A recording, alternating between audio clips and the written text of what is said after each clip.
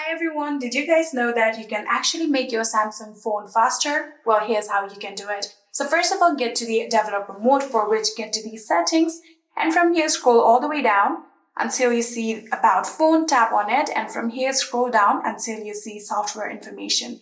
So after tapping on software information, scroll down a bit, you can see build number. If you tap on it 7 times, your developer mode will be turned on, just like this.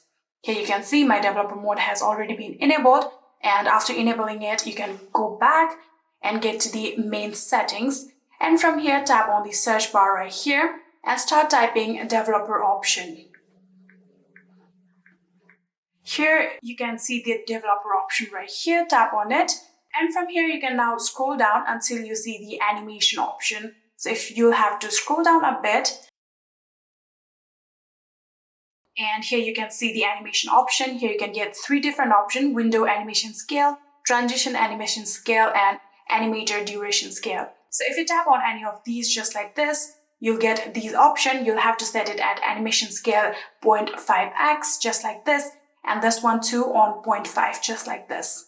And again, this duration scale also on 0.5 just like this, and you're all done. Now your Samsung phone will definitely be faster than before.